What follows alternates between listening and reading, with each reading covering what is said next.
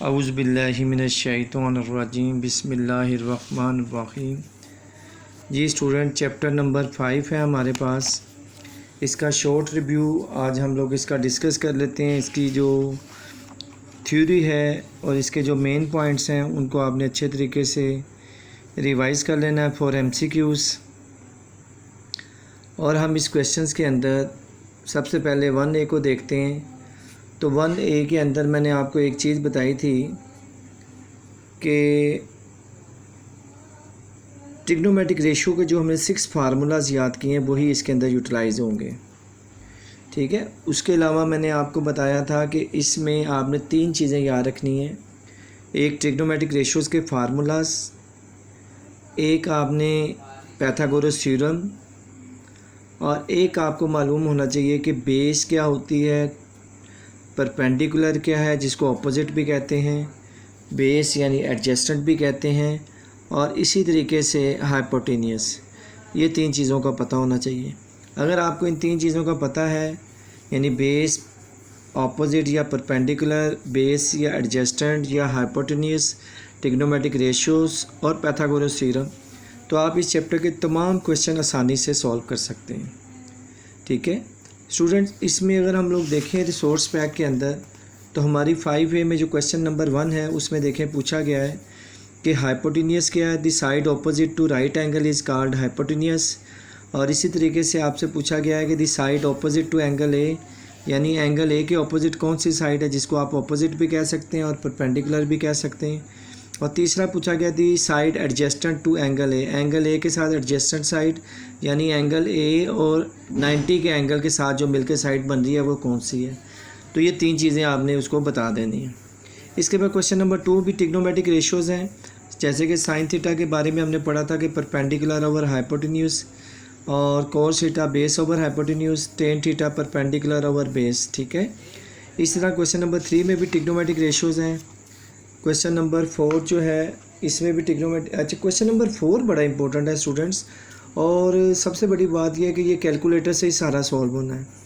यानी आपने कैलकुलेटर के ऊपर लेट्स सपोज जैसे आपके पास क्वेश्चन नंबर 4 का फर्स्ट पार्ट है तो आपने 10 कैलकुलेटर पे प्रेस करना है, राउंड ब्रैकेट 47 लिखना है, राउंड ब्रैकेट क्लोज कर देनी है और इक्वल का बटन प्रेस कर देंगे तो आपके पास 1.07 आंसर आ जाएगा।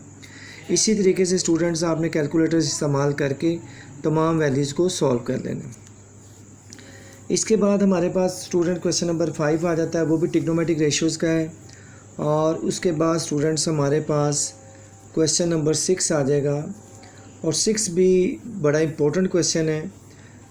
अगर हम लोग मेंटल मैथ की बात करें तो इस पूरे एक्सरसाइज के अंदर क्वेश्चन नंबर 4 और क्वेश्चन नंबर 6 मेंटल मैथ है, जबकि हम बाकी चैप्टर्स में देखते हैं तो मेंटल मैथ के हमें क्वेश्चन नज़र नहीं आते। तो इसलिए ये क्वेश्चन नंबर 4 और क्वेश्चन नंबर 6 जो है ये वेरी मोस्ट इम्पोर्टेंट है और एक्सपेक्टेड है कि यहाँ से एक लॉन्ग क्वेश्चन आ जाएगा।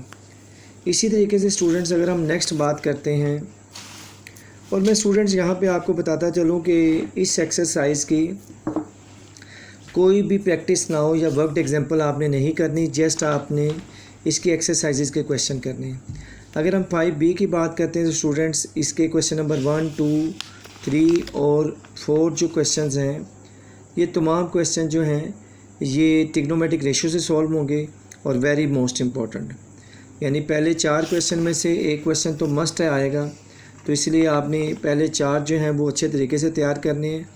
और आपको इसमें 3 चीज़ें याद रखनी है कि या तो साइन का फार्मूला लगेगा या कोस का या टेन का, और आपको पता होना चाहिए कि परपेंडिकुलर क्या है, बेस क्या है और हाइपोटेन्यूज क्या है।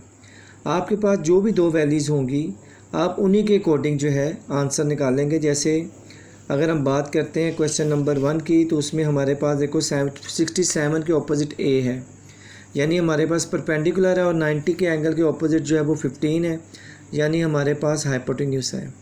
तो परपेंडिकुलर ओवर हाइपोटेन्यूज साइन का फार्मूला होता है, सो यहाँ पे साइन का फार्मूला लग जाएगा। इसी तरीके से आपने तमाम क्वेश्चंस देखने हैं, उनमें से सब में किसी में साइन, किसी में कोस और किसी में टेन का फार्मूला लगेगा। इसी तरह स्टूडेंट्स हमारे पास नेक्स्ट आ जाएगा क्वेश्चन नंबर 6 में भी हम लोग जो है वो ट्रिग्नोमेट्रिक रेशियोज़ को यूज़ करेंगे, कहीं पाइथागोरस थ्योरम का भी इस्तेमाल करेंगे। उसके बाद आ जाता है student question number 7।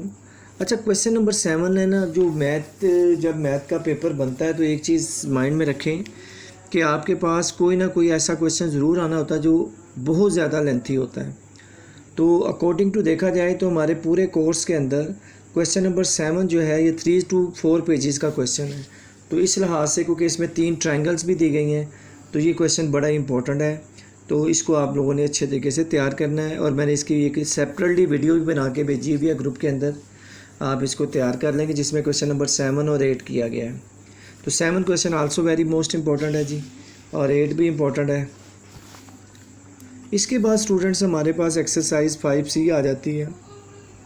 Exercise 5C का पहला क्वेश्चन जो है वो ऑब्जेक्टिव के लिहाज से इम्पोर्टेंट है, उसमें हमने कैलकुलेटर का इस्तेमाल करना है। और उसके बाद question number 2 is very very most important है जी, इसमें भी ट्रिग्नोमेट्रिक रेशियो लगेंगी साइन कोस टेन वाली, तो इसको भी आपने अच्छे तरीके से तैयार करना है।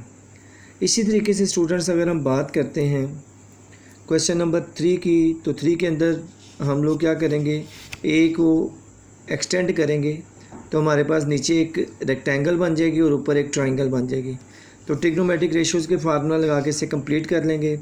Same as it is question number 4 में एक ट्रायंगल दी गई है, आपने HL की लेंथ फाइंड करनी है और मेजर MLN यानी एंगल फाइंड करना है, MLN यानी L के ऊपर जो एंगल बन रहा है वो फाइंड करना है। सेम क्वेश्चन नंबर 5 है, ये भी आपने इसी तरीके से करना है। और इसके बाद स्टूडेंट्स आपके पास आ जाएगा क्वेश्चन नंबर 6, 7, 8। ये इतने इम्पोर्टेंट नहीं है स्टूडेंट्स, तो इसके पहले जो 5 क्वेश्चंस हैं उन पे ज़्यादा फोकस कीजिएगा। और इसके बाद हम आ जाते हैं एक्सरसाइज 5D के ऊपर। स्टूडेंट जब हम एक्सरसाइज 5D की बात करते हैं तो 5D के अंदर स्टूडेंट्स हमारे पास question number 1, 2, 3 is very very most important, and 1 to 5 is very most important question है। तो पहले 5 क्वेश्चन तो 5D के बड़े अच्छे तरीके से तैयार होने चाहिए सब बच्चों के, ठीक है, बड़े इंपॉर्टेंट सवाल हैं। तो 5D का क्वेश्चन 1, क्वेश्चन 2, क्वेश्चन 3। अच्छा, क्वेश्चन नंबर 2 जो है और क्वेश्चन नंबर 3 जो है इसकी स्टेटमेंट सेम है, तो यानी कि आप ये कह सकते हैं कि क्वेश्चन 2 जो है इसकी क्योंकि वर्डिंग जो है वो सेम थर्ड क्वेश्चन की तरह है, तो यानी इसकी अपनी जो वर्डिंग थी वो बुक मिस्टेक हो गई, यानी प्रिंटिंग में मिस्टेक आई है। इट मीन कि क्वेश्चन नंबर 2 आप स्किप भी कर सकते हैं क्योंकि इसकी स्टेटमेंट जेन्युइन स्टेटमेंट तो नहीं आई, लेकिन अगर आप कर लें इसको इस तरह माइंड में रख के कर लें कि आपने AQ की वैल्यूज़ फाइंड करनी है और PQ की वैल्यूज़ आपको दी गई है, तो परपेंडिकुलर ओवर बेस 10 का फार्मूला लग जाएगा। इस तरह अगर हम क्वेश्चन नंबर 1 में देखें तो हमने क्योंकि height of the tree find करनी है तो परपेंडिकुलर ओवर बेस यहाँ भी 10 का फार्मूला लग जाएगा। और अगर हम बात करते हैं ना कि हमने AB डिस्टेंस फाइंड करना है, तो थर्ड क्वेश्चन के अंदर तो बेस है हमारे पास, साथ हाइपोटेन्यूज दिया गया है, तो बेस ओवर हाइपोटेन्यूज जो होती है वो कोस का फार्मूला, तो यानी यहाँ कोस का फार्मूला लग जाएगा। इसके बाद स्टूडेंट्स क्वेश्चन नंबर 4 देखें तो वहाँ भी देखें परपेंडिकुलर ओवर बेस 10 का फार्मूला बन रहा है। और इसी तरीके से अगर स्टूडेंट्स हम लोग क्वेश्चन नंबर 5 देखें तो 5 वेरी मोस्ट इंपॉर्टेंट क्वेश्चन है जी। इसमें लैडर की लेंथ दी गई है आपको, आप एक ट्रायंगल बनाएं, उसमें जो हाइपोटेन्यूज है उसको 5 मीटर रखें और कंसीडर एंगल जो है वो 60 डिग्री रखें और फिर हाइट फाइंड कर लें, यानी परपेंडिकुलर ओवर हाइपोटेन्यूज यानी कि साइन का फार्मूला लग जाएगा। उसके बाद हम लोग क्या करेंगे, वो कहता है distance of the foot find करना है, यानी आपने बेस फाइंड करनी, तो बेस ओवर हाइपोटेन्यूज यानी आप कोस का फार्मूला लगा देंगे। अब जब बेस ओवर हाइपोटेन्यूज पे आप कोस का फार्मूला लगाएंगे तो आपके पास रिक्वायर्ड आंसर आ जाएगा, ठीक है। तो A और B दोनों पार्ट इसके सॉल्व हो जाएंगे। क्वेश्चन नंबर 6 भी इम्पोर्टेंट है, 7, 8, 9, 10, 11 इतने इंपॉर्टेंट नहीं है। तो इस तरीके से आपने स्टूडेंट चैप्टर नंबर 5 अच्छे तरीके से तैयार करना है। और इसके अलावा मैंने ऑब्जेक्टिव के लिए एक वीडियोस बनाई हुई है, प्रिपरेशन ऑफ ऑब्जेक्टिव, उसमें 37 MCQs दिए हुए हैं, बड़ी इंपॉर्टेंट है, उसको अच्छे तरीके से तैयार कर लें। मुझे उम्मीद है कि क्योंकि मैंने पूरे दोनों रिसोर्स पैक को रीड करके बनाई है तो उसमें से इंशाल्लाह आपके सारे MCQs कवर हो जाएंगे। और उसके अलावा स्टूडेंट्स आप लोगों ने जैसे मैंने 3A 3B की वीडियोस बनाई हुई हैं, ठीक है, उनको देखें, ठीक है, अच्छे तरीके से। टाइम क्योंकि शॉर्ट है इसलिए मैंने इस चैप्टर की शॉर्ट ही वीडियो बनाई है ताकि आप आसानी से इसको देख सकें। तो इंशाल्लाह बेस्ट ऑफ लक। सारे चैप्टर इंपॉर्टेंट्स हैं, हर चैप्टर में से 5-5 6-6 क्वेश्चंस आएंगे, तो 5-5 क्वेश्चंस भी आते हैं तो हर क्वेश्चन में एक ही चॉइस होगी, तो आपने अपने बेस्ट 4 करने हैं, ठीक है।